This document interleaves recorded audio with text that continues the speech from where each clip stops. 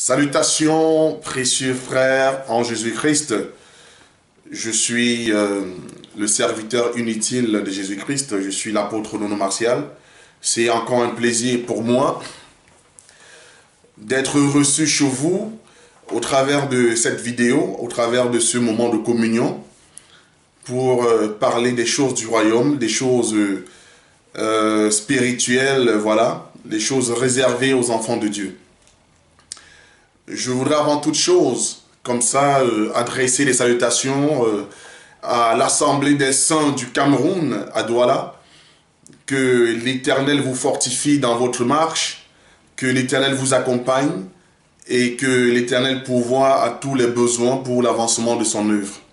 Je salue également les saints de Annecy, les saints de Bruxelles, de Arras, de Paris, de la Côte d'Ivoire. Je vous salue chaleureusement dans le nom de Jésus-Christ. Bien-aimés, pour ceux qui ne me connaissent pas, ou si tu tombes pour la première fois sur cette chaîne YouTube, voilà, cette chaîne est consacrée à la parole de Dieu, à la communion fraternelle, à la recherche, bien-aimés, à l'investigation de la parole de Dieu. Donc c'est avec modestie, c'est avec simplicité, avec humilité que nous partageons selon la grâce que l'Éternel nous a accordée.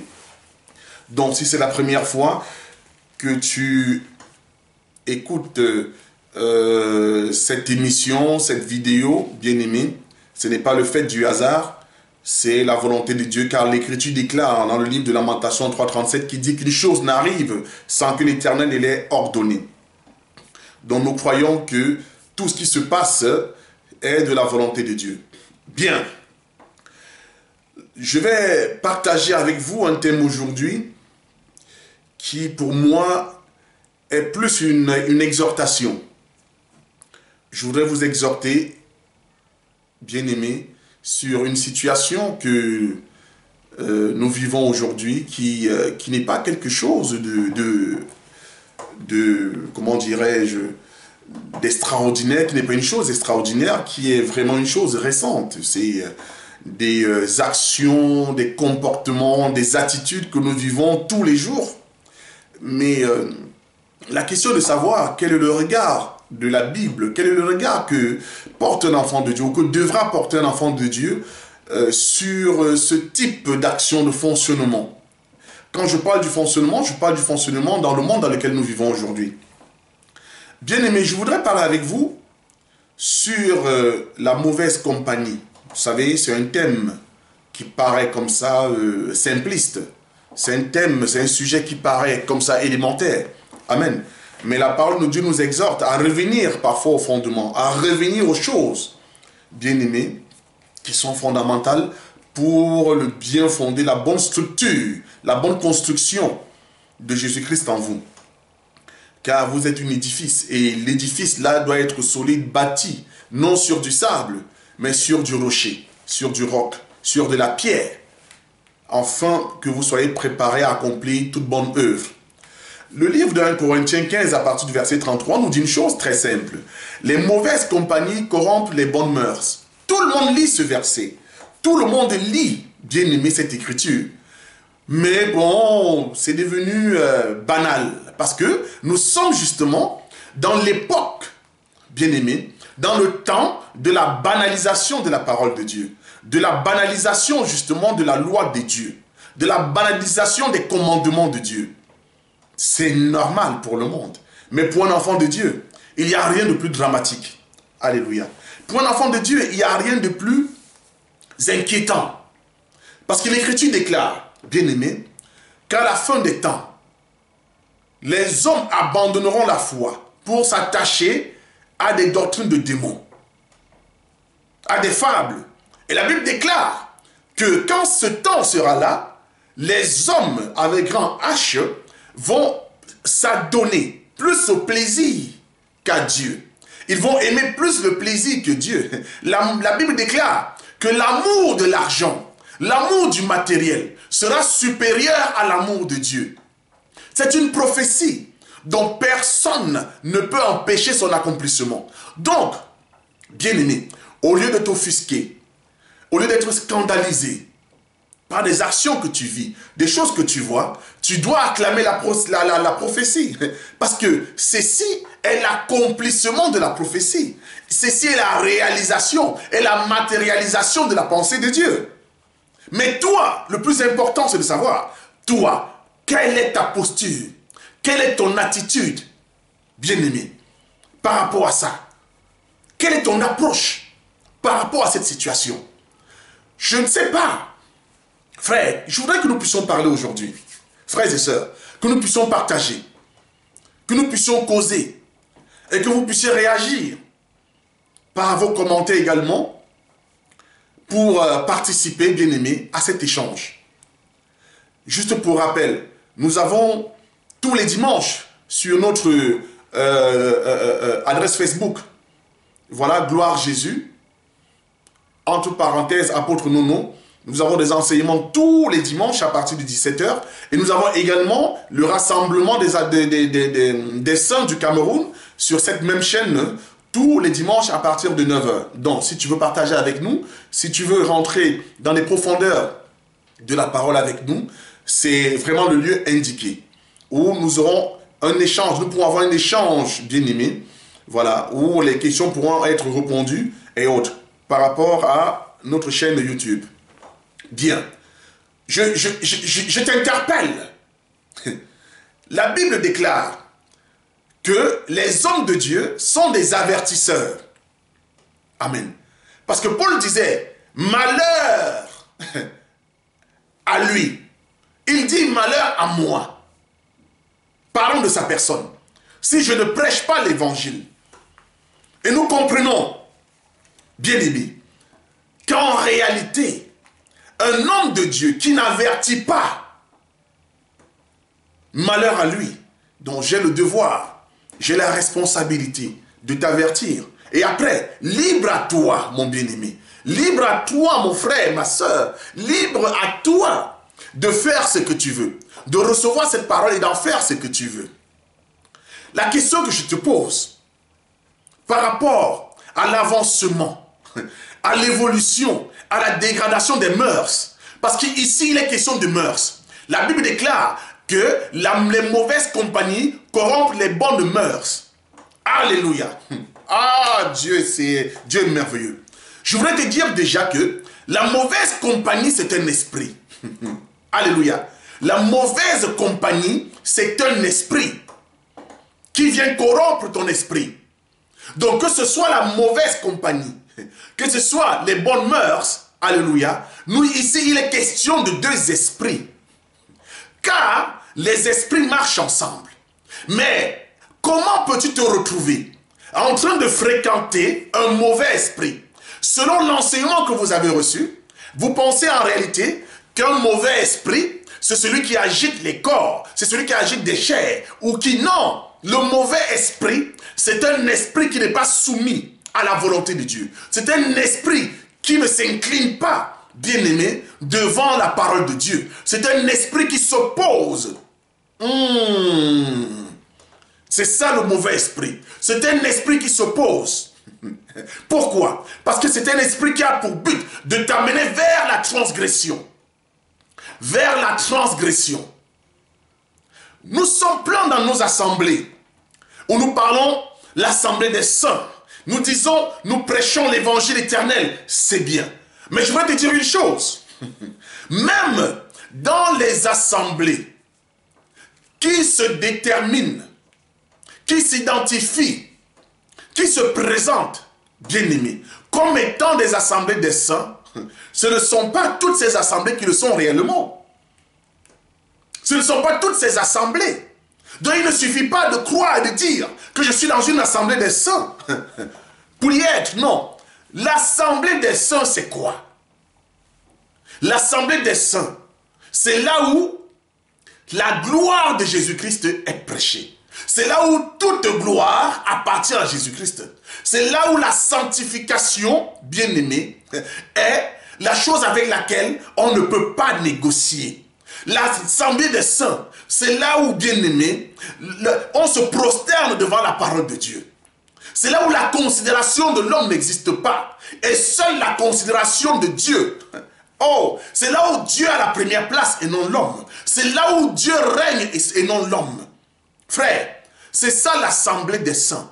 Il y en a qui n'ont pas cette terminologie-là, qui n'utilisent pas ce nom-là, qui ne disent pas nous prêchons l'évangile éternel, mais qui prêchent l'évangile éternel. Il ne suffit pas de dire que je prêche l'évangile éternel pour prêcher cet évangile, non. Car l'évangile éternel, c'est une parole, c'est une prédication, c'est un enseignement qui doit manifester en toi la crainte de Dieu, le dépouillement de la chair, entre guillemets Babylone.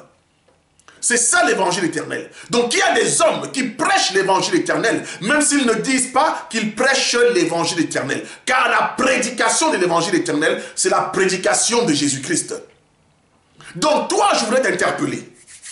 Toi qui es dans une assemblée ou pas, toi qui tombes sur cette vidéo peut-être au hasard, je voudrais te prêcher l'évangile éternel par rapport au siècle dans lequel tu vis. Les mauvaises compagnies. Je te pose la question de savoir, comment as-tu vécu 2019? Comment as-tu vécu 2020? Et comment as-tu commencé à vivre 2021? Et comment vivras-tu 2022, 2023, 2025? Comment? Avec qui? Avec quelle compagnie? Oh Seigneur Jésus, avec quelle compagnie? La mauvaise compagnie, c'est un esprit qui influence ton esprit. C'est un esprit qui donne la gloire à ta chair. C'est un esprit qui vient corrompre ton esprit pour que ta chair prenne le contrôle. C'est ça, la mauvaise compagnie. Il y a des frères et des sœurs, entre guillemets, dans des assemblées qui sont des mauvaises compagnies. Il y a des pasteurs, il y a des prophètes, il y a des docteurs, des apôtres, des évangélistes qui sont des mauvaises compagnies. Il y a des maris, il y a des femmes qui sont des mauvaises compagnies. Oh Seigneur, Dieu merveilleux, bien aimé, nous allons parler des choses. Ne sois pas scandalisé. Je réitère mon propos. Il y a des femmes, il y a des maris, il y a des pères, il y a des mères, il y a des enfants, il y a des frères et des sœurs qui sont des mauvaises compagnies. Nous ne sommes pas là. Je ne suis pas là pour détruire les familles, pour détruire les amitiés. Je suis là pour que la parole de Dieu règne. Pour que la parole de Dieu règne. La mauvaise compagnie, ce sont des esprits stériles. Une mauvaise compagnie est un esprit stérile. Quand tu attrapes cet esprit-là, tu attrapes, bien-aimé, la stérilité. Tu vas comprendre de quoi je parle. Tu vas comprendre de quelle stérilité je parle. La Bible déclare qu'on reconnaît un bon arbre à ses fruits. Et un arbre qui ne porte pas de fruits. Il y a une différence.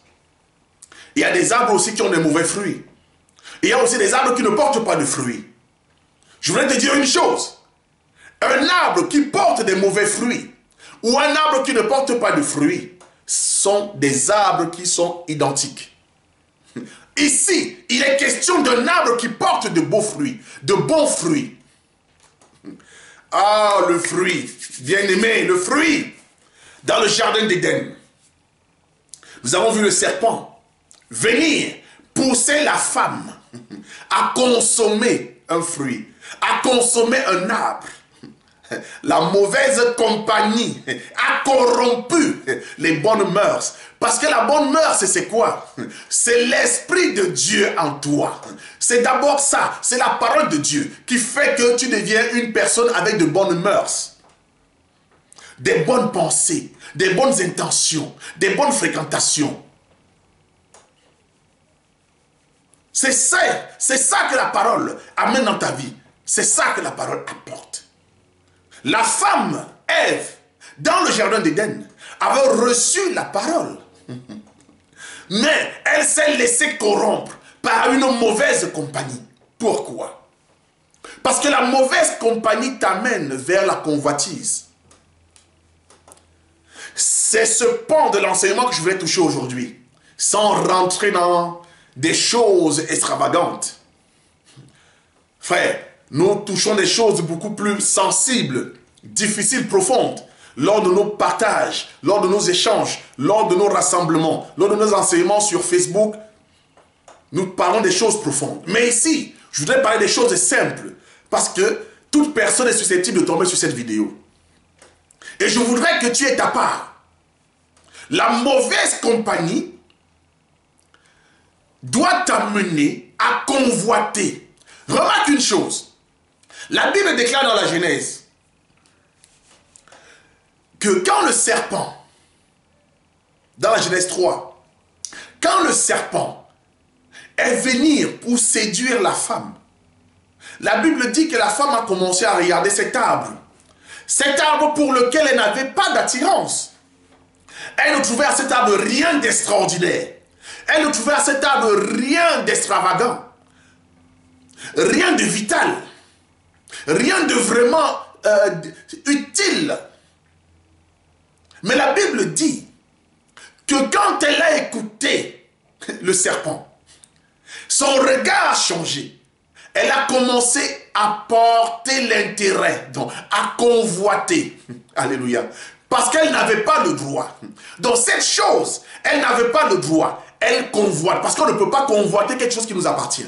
On convoite ce qui est à autrui. Ou on convoite ce dont, quelque chose dont on n'a pas, bien aimé, la capacité. Ou encore l'autorisation, bien aimé, d'en profiter ou d'en jouir.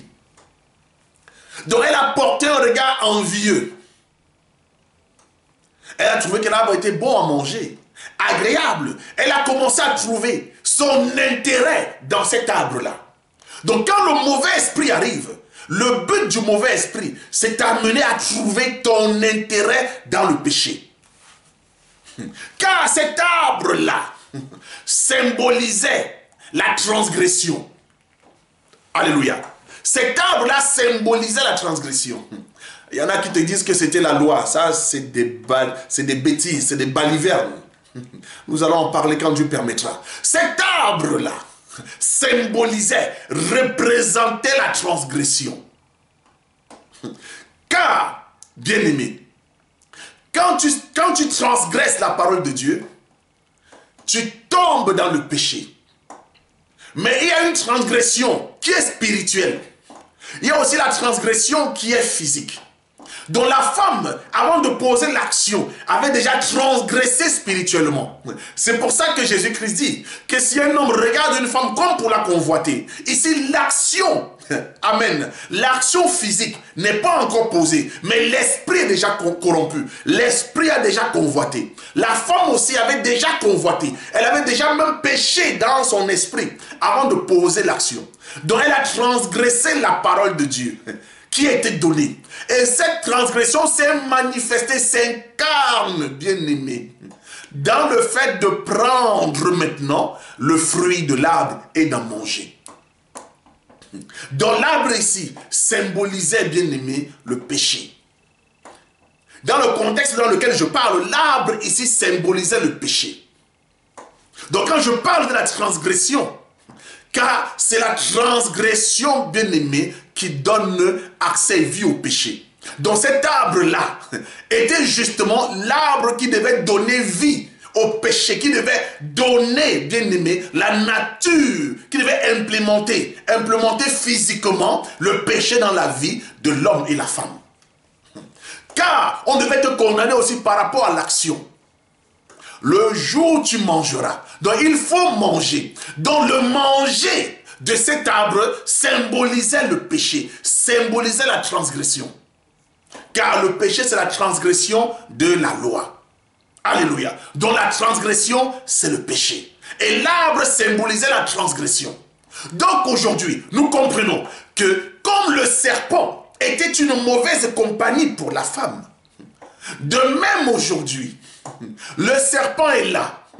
Ah Dieu. Le serpent est là. Et son but, c'est d'être une mauvaise compagnie pour toi. Pourquoi? Pour que tu transgresses la loi. Pour que tu tombes dans le péché. Pour que tu convoites pour que tu admires le péché, pour que tu trouves ton intérêt dans le péché. Frère, personne ne peut commettre un péché sans intérêt.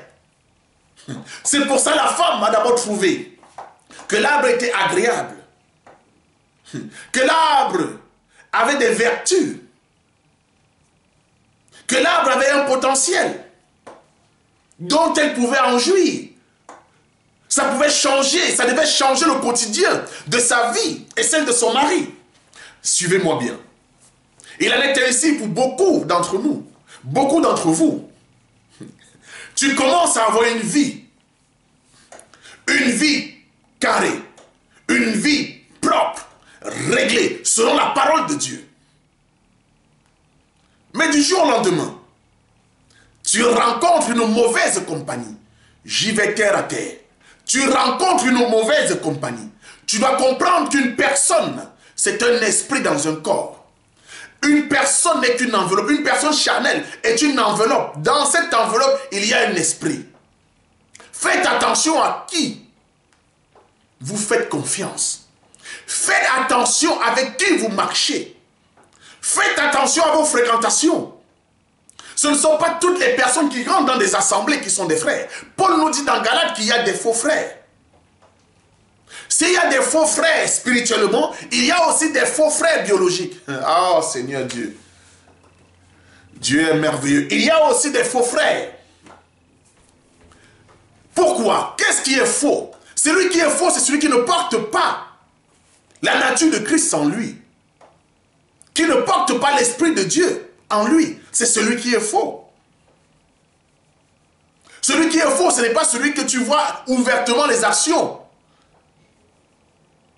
en opposition, en adversité avec ta croyance. Non. Le faux, la mauvaise compagnie, c'est d'abord celui qui n'a pas la crainte de Dieu. Nous devons faire attention à nos enfants qui vont dans des écoles, dans des collèges, dans des lycées, à la fac, à l'université. Attention à la mauvaise compagnie. La mauvaise compagnie est partout. Mais la Bible déclare que quand ces personnes arrivent, elles prennent toujours des voies mielleuses. Et comme Satan est rusé. C'est quoi la ruse? La ruse, c'est la capacité à détourner ton attention. C'est ça la ruse. La ruse, c'est la capacité à te mettre en confiance vis-à-vis de quelqu'un qui te veut du mal. C'est ça la ruse. Quelqu'un qui est rusé ne vient pas vers toi dans le but d'éveiller ta conscience, d'éveiller, bien-aimé, ton esprit. Non, il vient endormir, bien-aimé, ta vigilance. C'est ça la ruse. Mais quand ta vigilance, quand ton attention, frère, baisse, quand ta prudence lâche, alors le péché maintenant commence à te montrer ses avantages. Le péché commence à te montrer, à te proposer un deal, un arrangement, une alliance. Et te dire comment tu vas gagner. Comme Satan dans le désert a dit à Jésus-Christ, si tu te prosternes devant moi, je te donnerai. Parce que le péché te donne toujours un intérêt. Il y a toujours un intérêt dans le péché, mais un intérêt fatal. Un intérêt fatal. Un intérêt mortifère. C'est un intérêt qui t'apporte des choses, vraiment, c'est quelque chose vraiment de terrible. Qui va amener la mort dans ta vie. Comme cela a amené la mort dans la vie d'Adam et Ève. Mais toi aujourd'hui, avec qui tu marches? Veux-tu continuer à marcher avec les mêmes personnes dont tu marches depuis des années? Oui, c'est mon frère. Oui, c'est ma cousine. C'est mon ami. On a grandi ensemble. C'est un frère. On prie ensemble. Fais attention. Fais attention. Judas aussi, pendant un temps, fut semblable à un frère. Il était là aussi. Il priait avec les frères. Il intercédait avec des frères. Il partageait la parole avec des frères. Mais c'était un démon. C'était un démon. Bien-aimé. Regarde ta vie. Quel type de chrétien tu es? Quel type de femme tu es? Quel type d'homme tu es? Quelle est l'action? Quelle est l'action positive? Quand tu fais le bilan de ta vie, quand tu fais le bilan d'une amitié, quand tu fais le bilan, bien-aimé, d'une collaboration, quand tu fais le bilan d'une alliance, qu'est-ce que ça t'a apporté de bien conformément à la parole?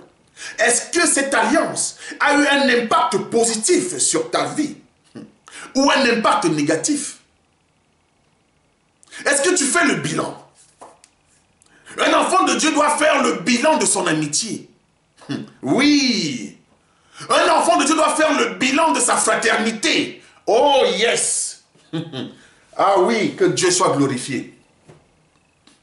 Dans la parole de Dieu, l'intérêt doit primer. Je vais te dire des choses qui te choquent peut-être. Frère, ma soeur, dans la parole de Dieu, il y a l'intérêt.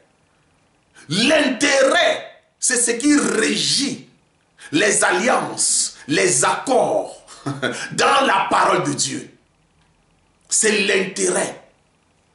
Si tu n'as aucun intérêt dans une relation avec un frère, avec une sœur, avec un ami, arrête cette relation.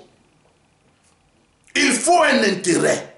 Si cette relation est stérile pour toi, tu es en train de marcher avec une personne stérile. Si cette amitié, cette fraternité est stérile pour toi, arrête cette amitié. Même si la personne est bien, de bonne moralité, ne vole pas, ne ment pas, ne triche pas, arrête cette relation. Je vais te dire pourquoi. Alléluia, évangile de Jésus-Christ. Frère, si ton pasteur, si ton enseignant, je dis si ton enseignant ne vit pas la parole qu'il prêche, quitte. Il n'y a pas d'intérêt pour toi.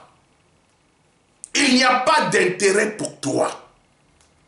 L'intérêt dont je parle ici, le bénéfice dont il est question, un enfant de Dieu ne peut marcher, ne peut vivre avec une personne que s'il y a un bénéfice à en tirer. Si tu n'as pas le bénéfice par rapport à une relation, si tu n'as pas, bien aimé, un gain par rapport à une relation, quelle qu'elle soit, arrête cette relation. J'entends les gens dire, mais comment les frères peuvent parler comme ça? Donc maintenant vous allez aimer par intérêt. Oui, alléluia. Ah, Dieu est merveilleux. L'amour d'un enfant de Dieu, c'est pas intérêt. Le sacrifice d'un enfant de Dieu, c'est pas intérêt. Si tu n'as pas d'intérêt dans un sacrifice, si tu n'as pas d'intérêt dans l'amour, si tu n'as pas d'intérêt, bien aimé, dans quoi que ce soit, arrête cette chose-là. C'est une relation stérile. Tu n'en profites de rien. Tu ne tires aucune bénédiction. C'est de ça dont je parle. L'intérêt, c'est la bénédiction. Et de quelle bénédiction ici? Si la chose ne fait pas croître en toi Jésus-Christ, si la chose ne t'amène pas à avancer dans l'amour de Jésus, si la relation, si l'amitié, si l'alliance, si le contrat, si le partenariat n'apporte rien à ta vie spirituelle, n'apporte rien, bien aimé, à ta vie avec Jésus-Christ, si cette chose n'apporte rien, arrête cette relation. C'est une relation stérile. Tu dois avoir le bénéfice de Jésus-Christ dans toutes tes activités. Tu dois avoir le profit de Jésus dans tout ce que tu fais. Donc je te dis une chose, frère. Si tu n'as pas un profit dans une relation, arrête cette relation. Arrête cette relation. Même si on te propose un travail, des milliards, et que ce travail t'es loin de Jésus-Christ, c'est un travail stérile pour toi. Dieu est merveilleux. C'est un travail stérile. Mais vous passez le temps à marcher avec des hommes stériles. Parce que l'esprit, c'est aussi des idées. Vous avez des maris stériles. Vous avez des femmes stériles. Vous avez plein d'enfants dans la maison, mais vous êtes stérile aux yeux de Jésus-Christ. Je vais te dire quelque chose. Tu n'as commis, bien-aimé, aucune action de grandeur, de mérite pour avoir des enfants. Tu n'as passé aucun diplôme, mon frère, ma soeur, pour avoir des enfants. Tu n'as été soumis à... Qu'est-ce que tu as fait? Quel mérite tu as? Quel mérite tu as? Quoi? Rien. C'est une grâce. Même la folle, même le fou fait des enfants. Même l'animal fait ses petits. Alors, si ce n'est que mettre au monde, mais tu n'es pas différent de l'animal. L'animal a autant de mérite que toi, si c'est le cas.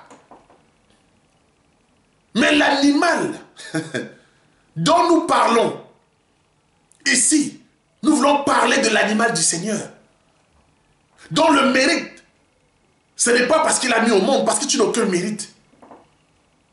Non, tu n'as aucun mérite, c'est une grâce. Rien. Dieu ne peut pas te sauver parce que tu as mis au monde. Sinon tout le monde serait sauvé. Amen. Dieu ne peut pas te racheter parce que tu as mis au monde. Non. La première des choses, c'est que tu dois mettre au monde autre chose. Il y a un fruit. Il y a une œuvre que tu dois mettre au monde. Sinon, Dieu te considère, malgré tes enfants, comme une personne stérile. L'œuvre de l'esprit. Les œuvres de la foi. Tu dois accoucher des œuvres de la foi. Il y a des femmes qui ont une multitude d'enfants, mais devant Dieu, ce sont des personnes stériles. Parce que tu ne manifestes aucune œuvre devant Jésus-Christ. Quand Dieu te voit, il te voit comme un homme, une femme stérile. Donc tu peux avoir des enfants, tu peux avoir une multitude d'enfants, mais devant Dieu, tu es une femme, un homme stérile. Parce que tu n'apportes rien, bien-aimé, dans la maison de Dieu. Tu n'apportes rien, tu ne manifestes rien par rapport à la vie d'un enfant de Dieu. Il n'y a pas de fruits, il n'y a pas des actions qui sont liées à ta condition, à ta nature d'enfant de Dieu. Vous êtes dans la convoitise aujourd'hui. Dans la convoitise, il y a une convoitise que tu dois avoir. Il y a une convoitise, mon frère, ma soeur, que tu dois avoir. Que Dieu accepte. Car l'Écriture dit, tu ne convoiteras point.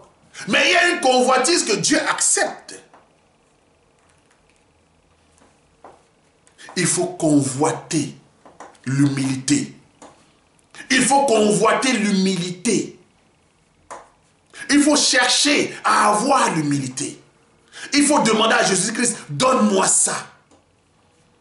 Il faut convoiter la sanctification. Il faut convoiter ces choses-là. Et non convoiter des maisons, non convoiter des voitures.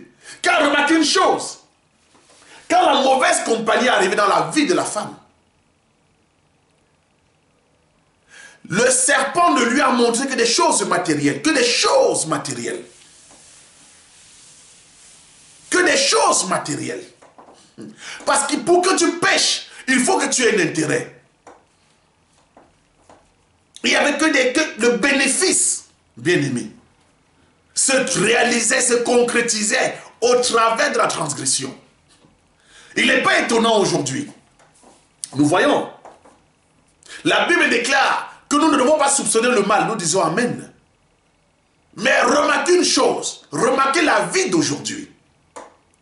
Les jeunes, les hommes, les femmes veulent aller plus vite que leur temps. La convoitise aujourd'hui du matériel, c'est la doctrine satanique.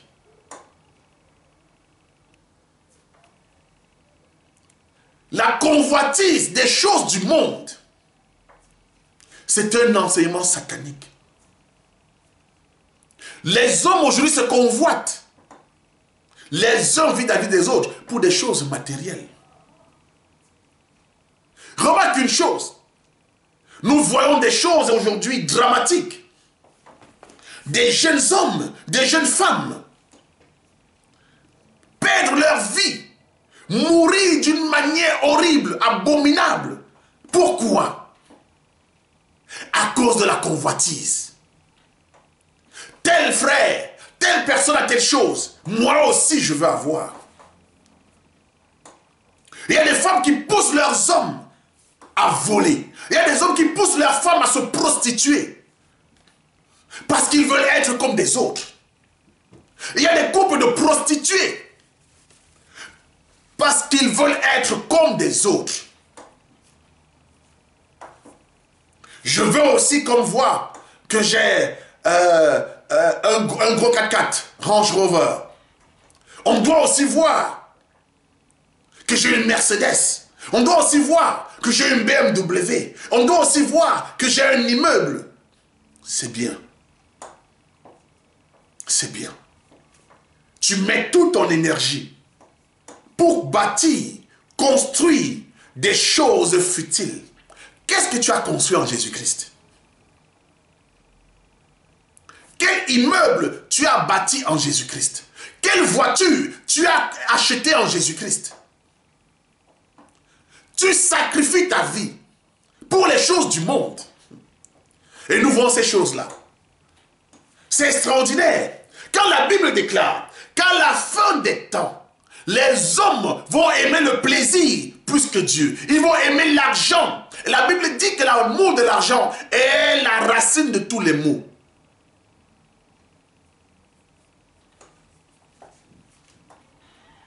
De tous les malheurs. L'amour de l'argent. L'amour de l'argent. Et le plaisir amène à l'amour de l'argent.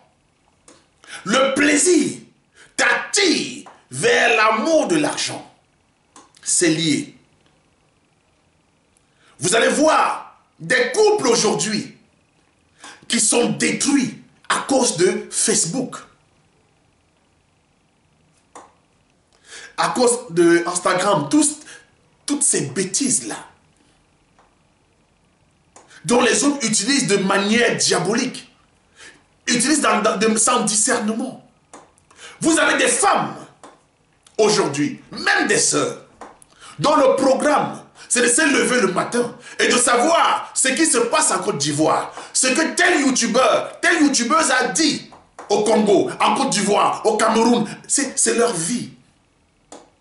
Mais vous pensez que c'est la distraction. Ce n'est pas que la distraction. Derrière cette distraction, il y a un message.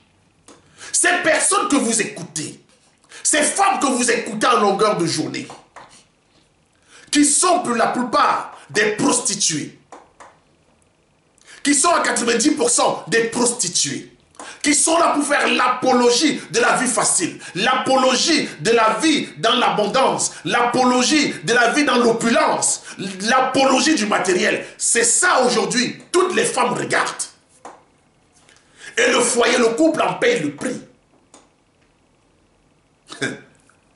Elles vous enseignent comment vivre vos vies de couple, pourtant elles sont célibataires.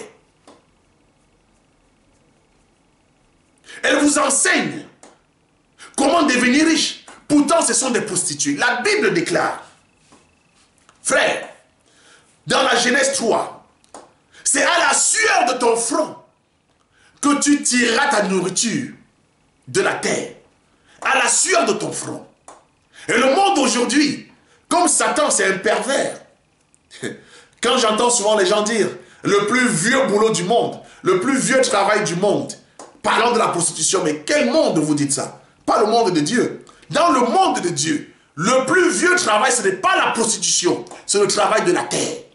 Adam était un cultivateur, était un jardinier, et ses enfants également étaient bien aimés. Pour l'un, un fermier, et pour l'autre, un cultivateur. Où était la prostitution là-dedans? Quand vous faites l'apologie aujourd'hui, et j'entends des personnes dire, c'est le plus vieux métier du monde. Mais c'est quel enseignement? Ça, c'est un enseignement diabolique. Le plus vieux métier du monde, l'homme confia à Adam de cultiver, de garder le jardin dont l'homme travaillait. Oh, Dieu est merveilleux. Même dans la présence de Dieu, l'homme travaillait.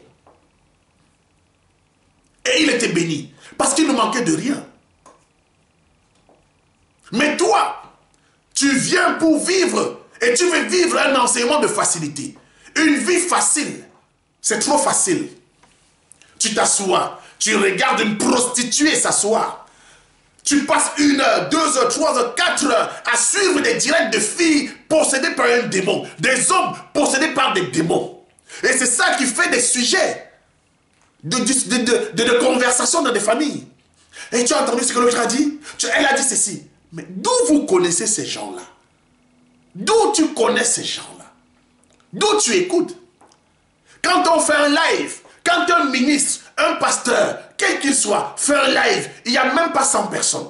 Mais quand une prostituée, quand un bandit se met pour faire un direct, pour vous dire comment il a fait pour gagner, tout le monde suit. Ah oui, et nous acclamons, parce que ce sont les signes de la fin des temps. Mais tu ne sais pas, ces gens que tu écoutes, que tu convoites, comment ces gens, comment ces personnes font-elles pour avoir ces richesses-là? La Bible nous dit, oh Seigneur, oh la mauvaise compagnie, que Dieu nous aide.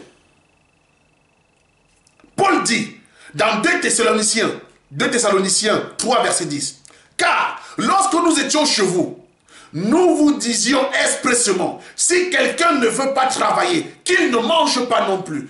Toi qui manges sans travailler, frère, sœur, quelle est ta nature?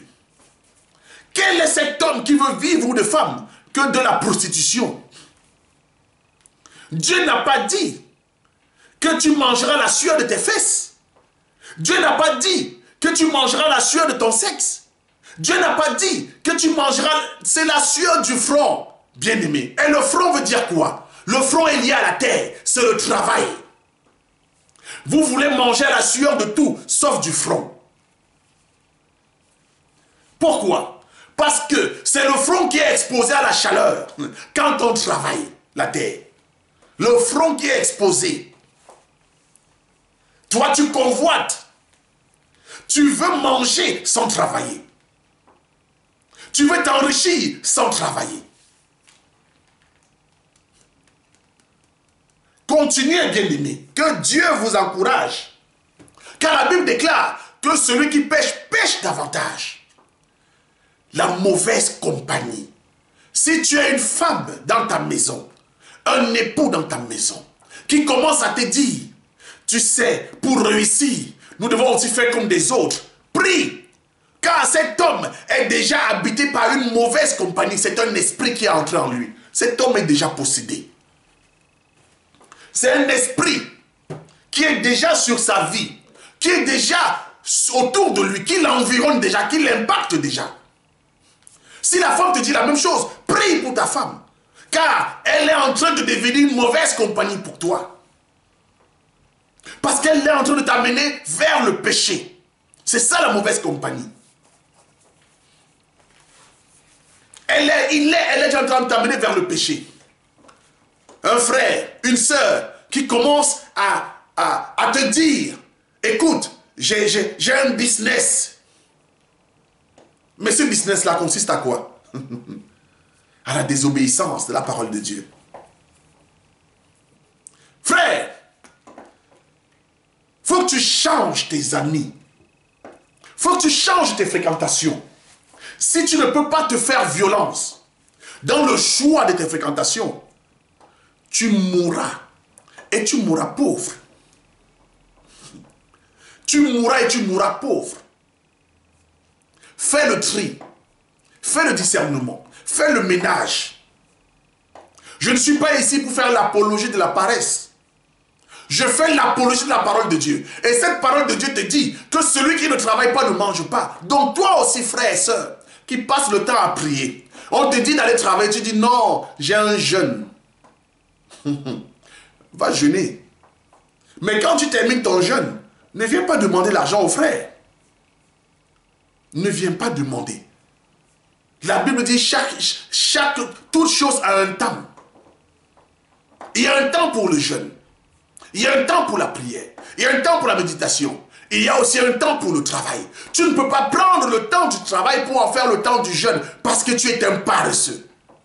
Et c'est la paresse qui t'amène à convoiter. C'est la paresse qui amène les gens à chercher une vie facile. Donc même si tu es un frère, soi-disant, dont sa vie se résume seulement à prier et à jeûner, jamais il ne travaille, c'est un mauvais frère. C'est un mauvais frère, bien-aimé. Si tu es une sœur qui passe le temps à prier, à jeûner et ne travaille pas, c'est une mauvaise sœur. Un frère, une sœur, tu dois prier, tu dois travailler. Bien-aimé, ce n'est pas le travail que tu manges, ce n'est pas par la prière. La prière te permet d'avoir le travail. La prière te permet de t'ouvrir des possibilités, des brèches, d'exceller, mais tu dois travailler. Dieu ne t'a pas créé infirme. Arrête d'être paresseux et paresseuse. Vous aimez... La prière est devenue une excuse. Un enfant de Dieu doit prier, amen, mais il doit travailler. Pour investir en Christ, pour investir en lui, pour investir dans sa famille, tu dois travailler. Si tu es avec un frère depuis des années, il te rend visite, tout ce que vous faites, c'est prier et jeûner. Jamais vous ne faites un projet pour une création d'entreprise. Vous ne faites un projet pour trouver un travail. Vous ne faites un projet pour changer de vie, pour avoir une vie, pour avoir une responsabilité, pour avoir, bien aimé, pour être des hommes responsables, autonomes. C'est un mauvais frère.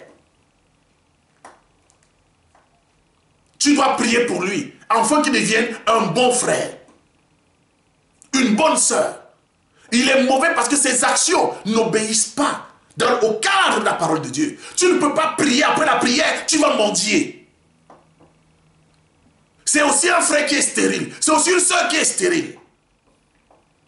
Tu ne peux pas seulement monter, mais les choses matérielles, tu n'as rien. Nous ne faisons pas l'apologie de la pauvreté, ni encore l'évangile de la prospérité, non. Nous prêchons Jésus-Christ. Comme tu es fort en prière, tu dois être aussi fort dans le travail.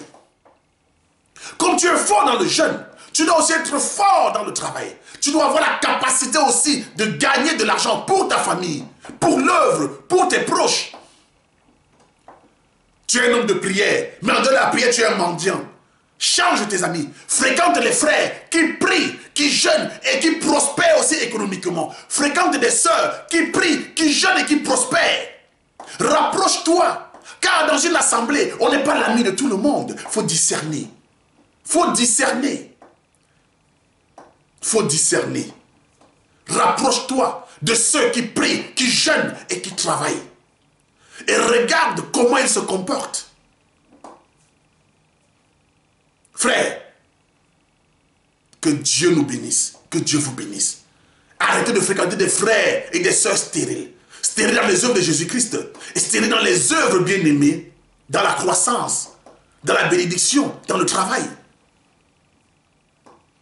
Tu ne peux pas être une bénédiction spirituelle et être une malédiction sur la terre aussi. Non.